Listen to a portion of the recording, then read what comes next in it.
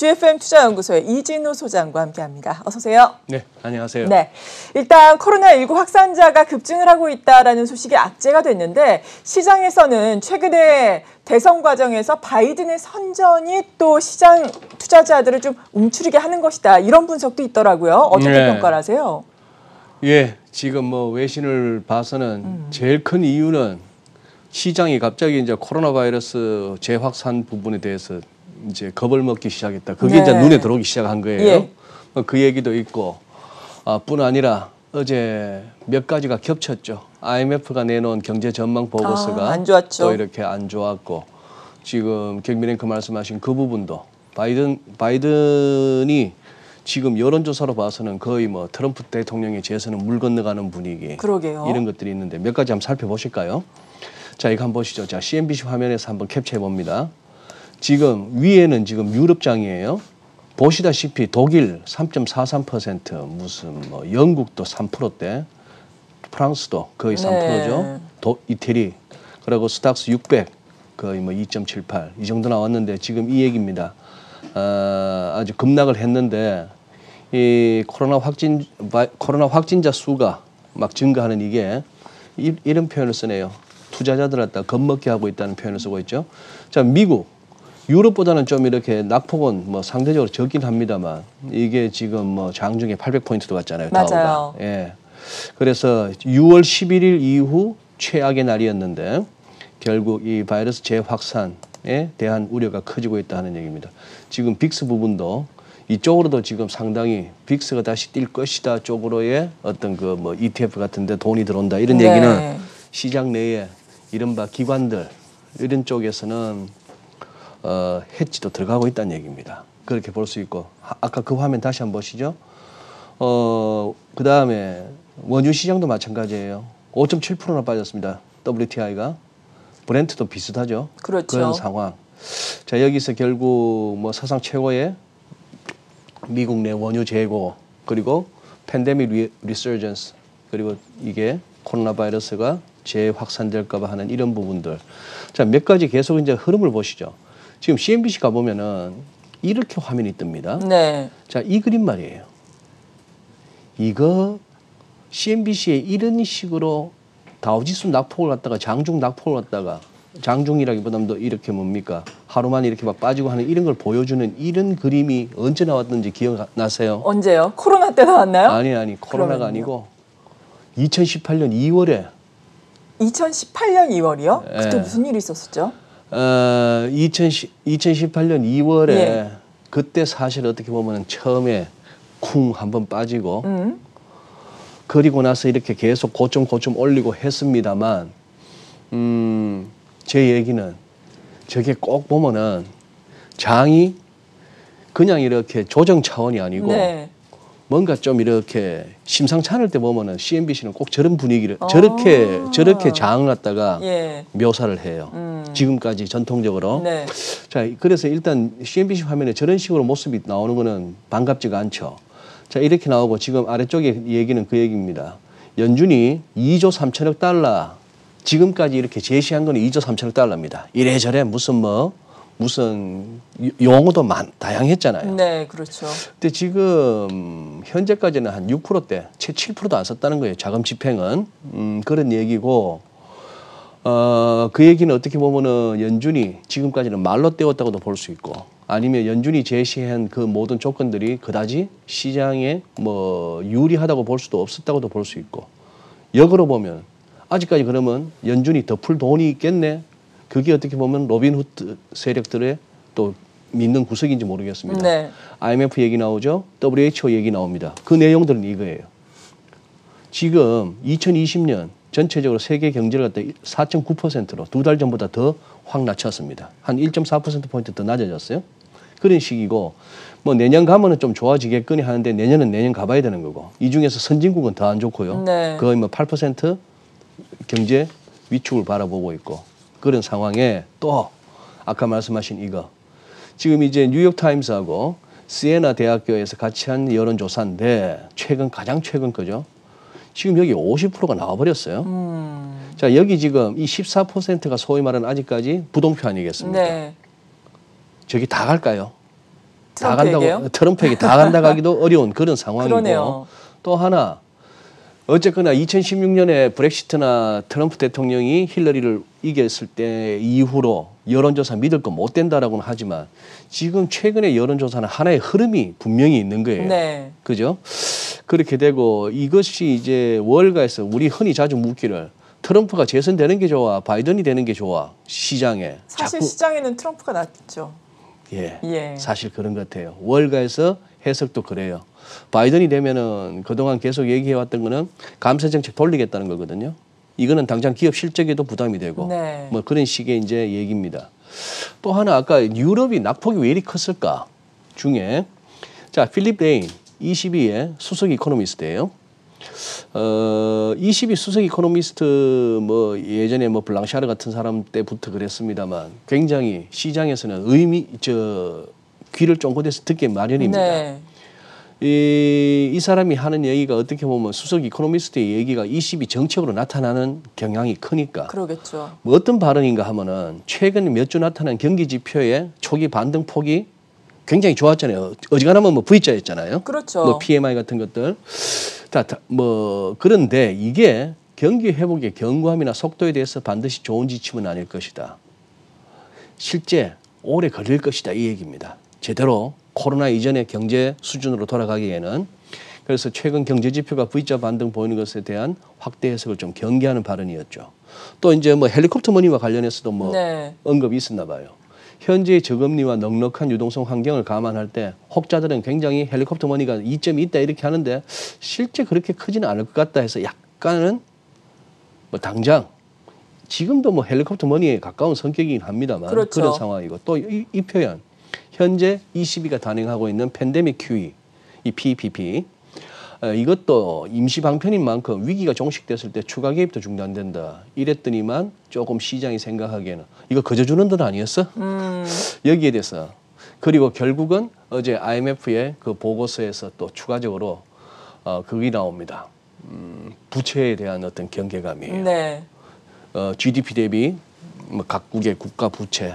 그래서 충격적인 그림 하나가 있었는데 전 세계로 봤을 때 총 한 해 동안의 GDP, 글로벌 GDP 대비 국가 부채가 100%가 넘는 해가 될 것이다. 올해가 세계적으로. 그거는 또 시사하는 바가 있죠. 아직까지 글로벌리 따졌을 때 뭐 미국, 일본 같은 경우는 200 몇십 %이하지만 네. 전 세계적으로 봐서는 그건 아닌데 100%가 될 수도 있겠다. 뭐 이런 얘기도 이제 했던 것이죠. 이래저래 뭐 그래서 지금 여러 가지가 겹친 와중에 또 하나 생각할 수 있는 거는 그거죠. 지난 11일 날 다우가 1800포인트 빠졌던 게 그러고 나서 시장은 금방 회복하는 양상을 보이긴 했습니다만 어쨌거나 지금 조금 그때 이후로 네. 시장의 이 뭐랄까요? 이 기운이 조금 뭔가 그 6월 11일 급락 이전하고는 또 약간 다른 거예요. 좀 더 싸한 느낌이 좀 싸한 느낌이 드는 거죠.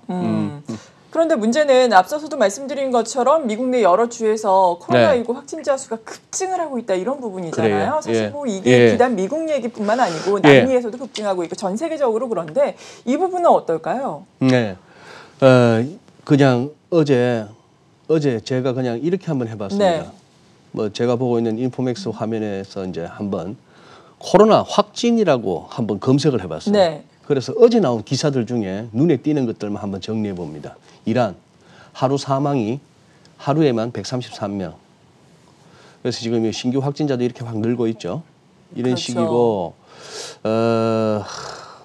사망자가 전날보다 133명 증가한 뭐 9,996명 이런 식인데 현재 누적 확진 21만 명이 넘고 확진율은 한 10%. 검사하면 한 10명 중에 1명 정도는 확진이 나온다는 얘기예요. 뭐 완치율도 있긴 있습니다만 81%. 자, 그다음 이 정도 기사들 보시면 그야말로 팬데믹 맞죠. WHO가 그렇게 얘기할만 합니다. 아직 2차도 얘기하지 마라. 지금 1차가 아직 안 끝났다. 네. 러시아 이런 식이에요. 60만 명을 넘었다는 거예요. 어쨌거나 지금 미국 242만 명이 넘고 브라질 115만 명이 넘는 이어서 세 번째입니다. 러시아는. 이제 방역 제한 조치들 단계적으로 완화해 나가고 있어서 오히려 지금 추가 확산 우려가 제기되고 있고 네. 이스라엘에서는 이제 유대교 정통적인 그 유대교 신자들이 거주하는 쪽에서 또 이렇게 다시 봉쇄 조치까지. 그다음에 인도 골치 아픈 데죠. 인구가 너무 많고 그렇죠. 어딜 가나 사람들이 바글바글한데 네. 병상시설 1만 개 어디 막 엄청난 시설에다 그냥 침대만 다다닥 붙여놓은 사진도 나오던데 그런 상황이에요. 뉴델리 같은데 확진자 6만 6천 전체 하루 확진 16,000명 이런 식입니다. 자, 몰디브 그 조그마한 섬에 지금 확진자가 벌써 2,200만 명이 넘는데 지금 이제 관광 개방한대요. 네. 요즘 다들 뭐 결혼식도 취소하는 판에 지금 신혼여행 해외로 갈 때는 지금 몰디브밖에 없습니다. 모히또 한잔 하러 가는데 자, 그다음에 이거는 어떻게 할까요? 그냥 그러면 그런 줄 알까요? 뭔가요? 베이징. 베이징 그 큰 대도시에 네. 어딜 가나 사람들이 버글버글한 여기에 신규 확진 7명이랍니다. 더 많을 거라는 거죠. 그냥 뭐 믿어주죠 뭐. 전국에서 12명밖에 안 나왔답니다. 사망자는 없었답니다. 예, 뭐 그런 줄 알고요. 일본입니다. 일본도 좀 예, 신규 확진 55명. 긴급사태 최대. 유흥업소 종업원들에 대한 집단 검사에서 양성 판정을 받은 사람이 다수 나왔다. 뭐 이런 얘기입니다. 이런 게 어떻게 보면 이 사진이 또 시사하는 바는 뭐죠? 저게 어떻게 보면 어떤 바닥 경제 아닙니까? 저기서 네. 또 돈이 돌고 하는데 이런 식의 사실 시장 많이 그거 했죠. 거기다가 지금 이 사진이 시사하는 바도 큽니다. 지금 하원에서 청문회가 있었는데 네. 여기는 로버트 레드필드 질병통제예방센터 국장입니다. 코로나19로 미국 전체가 마비됐다. 작은 바이러스로 인해 7조 달러를 지출하게 될 것이다. 이걸 그냥 돈 찍어서 지금 메꾸고 있는데 그렇죠. 지난 수십 년간 누적된 공중보건에 대한 만성적인 투자 부족 문제가 드러났다. 그다음에 여기가 앤서니 파우치 박사예요. 네. 향후 약 2주가 플로리다, 텍사스, 애리조나 등에서 지금부터 한 2주가 중요하다는 얘기고 여기는 보건복지부 차관보고 여기가 지금 스티븐 한이라고 우리가 잘 아는 FDA 식품의약국 국장이에요. 네. 이 표현이 재밌습니다. 언제 코로나19에 대한 안전하고 효과적인 치료법과 백신을 갖출 수 있을지는 데이터와 과학에 달려있다. 미국 지금 백악관 내에서는 초고속 작전이라 해가지고 이거 뭐 태스크포스 만들고 나서 일주일도 안 돼가 모더나에서 무슨 뭐 임상실험 나왔니 하는 그런 해프닝도 있었잖아요. 네. 데이터와 과학 이 얘기를 왜 하겠습니까? 시간이 걸린다는 거죠. 그렇죠. 트럼프 대통령은 뭐에 의존하죠? 데이터와 과학이 아니고 자신의 감과 배짱 이런 거에 의존한다는 거 아닙니까? 정부로부터 규제 독립성 유지하고 과학과 데이터를 바탕으로 미국민을 위해 올바른 결정을 내려야 한다. 이거 좀 뼈 있는 말 아닙니까? 네. 미국민을 위해서. 그리고 지금 코로나19 치료에 쓰일 미승인 의약품에 대한 FDA가 긴급 사용 승인 이런 거 아직 우리 생각 안 하고 있다. 지금 이 트럼프 대통령에 대한 반기예요. 그죠? 지난 화요일도 보여드렸던 장면입니다만 파우치 박사 하는 말이 미국인들이 지금 과학을 무시하고 있는 거예요. 이 파우치 박사가 소속된 이 기관에서는 미국에서만 잘못하면 150만 내지 220만이 죽을 수 있다고 얘기하고 있거든요. 네. 지금 이제 WHO 그거로는 아직 50만이 채 안 됩니다만 그런데 과학을 무시하고 있는 현장 아닙니까? 트럼프 대통령이 뭐라 그랬어요? 어쨌거나 검사 속도를 늦추자. 이게 약간 발언이 말이 안 된다 싶으니까 기자들이 또 물었던 거예요. 네. 백악관 참모들은 그냥 대통령이 지나가는 말로 한 거야. 농담이야 했는데 기자들이 다시 물었더니 트럼프 대통령 그 진담이야. 이런 식으로 나옵니다. 자, 그러니 뭐랄까요? 지금 팬데믹에 이 코로나 바이러스에 대해서 대응하는 것에 있어서 가장 뭔가 불안해 보이고 체계가 안 잡힌 데가 미국으로 나타나고 있고 그게 그러게요. 실제 확진자 수에서 드러나고 있는 거죠. 그리고 이제 시장은 뭐 이런 부분에 대해서 이제 조금 이제 걱정이 되기 시작하는 겁니다. 앞서 살폈던 이런저런 것들이 한꺼번에 또 재료들이 겹치다 보니까. 네. 그렇습니다. 네. 이런 가운데 미국 증시 또 조정을 받았죠. 우리 네. 증시도 이 여파가 오늘 분명히 있을 텐데 분명히 있겠죠. 외환 시장을 비롯해서 미국 증시, 우리 증시 또 차트로 살펴보도록 할까요? 네. 차트로는 여전히 이 부분입니다.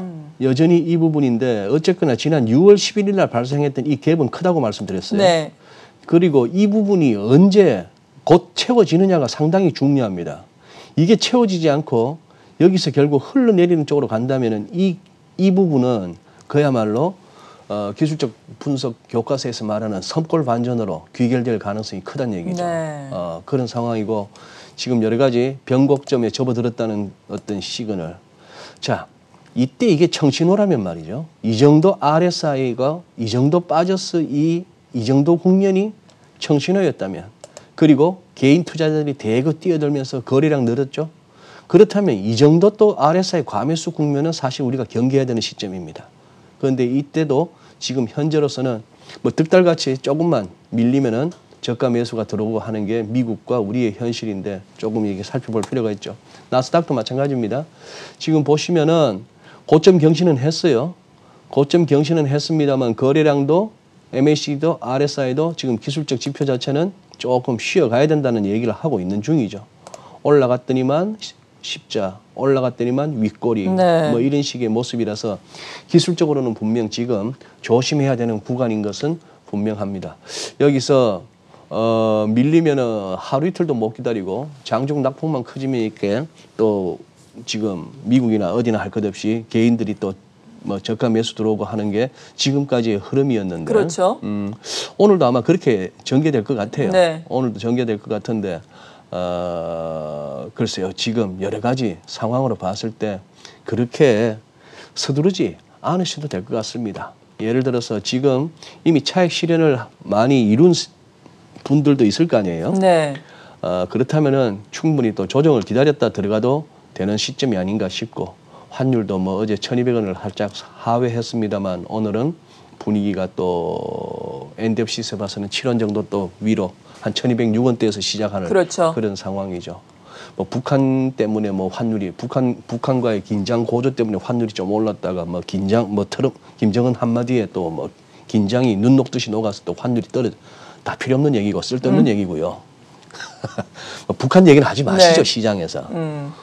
그 뭐 왜 그러는지를 도대체 우리가 알 수가 없는 친구들 아닙니까? 뭐 그런 상황이니까 그거보다는 달러도 지금 이런 상황이 되다 보니까 달러 인덱스를 비롯해서 달러 위안할 것 없이 다 달러 강으로 가고 있는 흐름을 또 시장에서 나타냅니다. 1200 아래 그렇게 쉽지 않습니다. 아, 그렇군요. 네. 오늘 조정이 오더라도 너무 급하게 또 저가 매수에 하기보다는 좀 지켜보자라는 또 말씀 해주셨네요. GFM 투자연구소의 이진우 소장이었습니다. 고맙습니다. 네, 감사합니다.